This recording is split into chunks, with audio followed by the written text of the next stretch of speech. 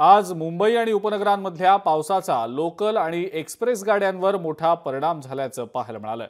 सकाळच्या सुमारास कुर्ला, सायन आणि मस्जिद बंदर स्टेशनवर पाणी साचलं होतं। आता या पाण्याचा पूर्णपणे निचरा झालेला आहे। मध्य रेल्वेची अप आणि डाऊन मार्गावरची वाहतूक 20 ते 25 मिनिटांनी उशिराने सुरू होती। पश्चिम रेल्वेची वाहतूक मात्र सुरळीत सुरू असल्याचं समजतंय। सकाळच्या वेळेला काही लोकलच्या फेऱ्या सुद्धा रद्द करण्यात आलेल्या होत्या।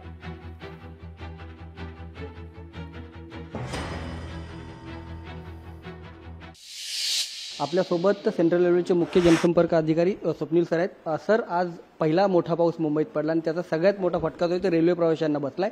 आता सध्या काय परिस्थिती?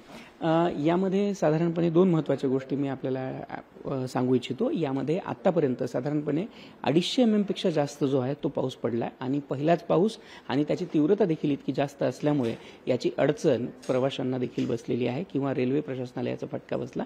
पण या दोन महत्त्वाच्या गोष्टी मी क्लिअर करू इच्छितो। सकाळी हार्बर लाईनवरती केवळ जे आहे ते आपल्याकडे 1 तासासाठी आपल्याला जी गाडी आहे त्या सस्पेंड कराव्या लागल्या होत्या।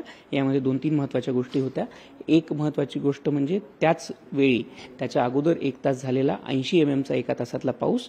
दुसरी गोष्ट, याच वेळी 11:24 आजची हायटाईडची वेळ, ज्या पिरियडसाठी आपण हायटाईडच्या अगोदर साधारण 1 तास जे आपले फ्लड गेट्स असतात ते बंद करतो, ज्यामुळे पाण्याचा निचरा होण्याची जी गती असते ती खूप कमी होते।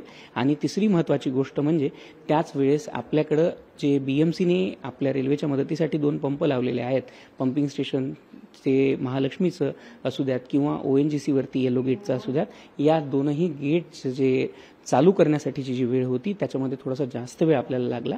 साधारण 11:30 वाजता रेल्वेने बीएमसीला विनंती करून ती महालक्ष्मीची जी पंपिंग स्टेशन आहे ते चालू करून घेतलं होतं। त्यानंतर लगेचच पाण्याचा निचरा वेगाने सुरू झाला आणि त्याद्वारे आपण हार्बर लाईनला लगेच रिस्टोर करू शकलो।